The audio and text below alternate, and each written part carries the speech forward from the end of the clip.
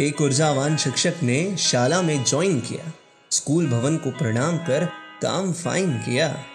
मन में बोले, हर एक बच्चे को शिक्षित करूंगा, विषम से विषम परिस्थितियों से मैं नहीं डरूंगा। शिक्षक बच्चों को पढ़ाने के लिए तैयार हुए। तभी प्रधान अध्यापक से नैना दो चार हुए।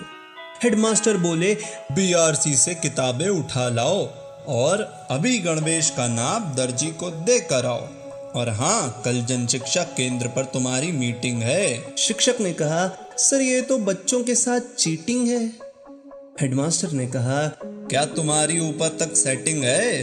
नहीं तो तुम्हारे बाद भी यहाँ एक शिक्षक वेटिंग है। निराश शिक्षक साइकिल उठाकर चल दिया। बच्चों को कैसे पढ़ाएं, किसी ने नहीं हल दिया। अगले दिन जब चौक और डस्टर उठाया, पड़ोस का एक शिक्षक दौड़ते हुए आया।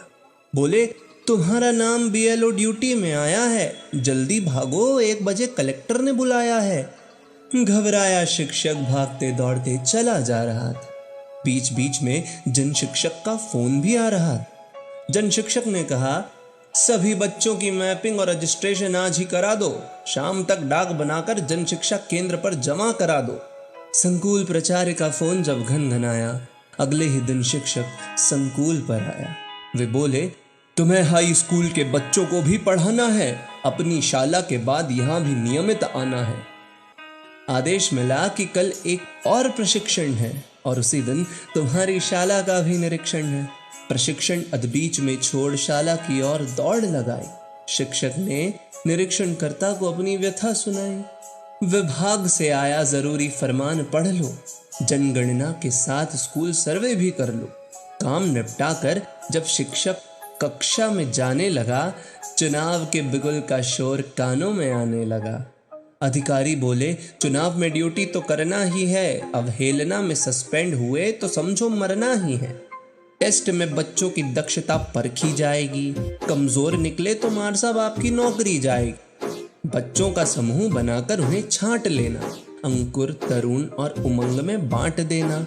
ऑनलाइन वर्चुअल ट्रेनिंग अटेंड करके दिखाओ, वर्कबुक ब्रिज कोर्स 8 ग्रेड भर के दिखाओ।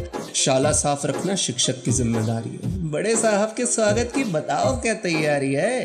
एक एक बच्चे को ढूंढकर शाला में भर्ती कराओ। 1 घंटा पहले और 1 घंटा बाद स्कूल से जाओ। सुनो, बच्चों के स्वास्थ्य का ध्यान रखना, उनसे पहले तुम मध्याह्न भोजन चखना। विद्यार्थियों के आधार और समग्र आईडी बनवा दो। समय रहते शाला की रंगाई पुताई भी करवा दो। विद्यालय प्रांगण में पेड़ पौधे गाड़ दो।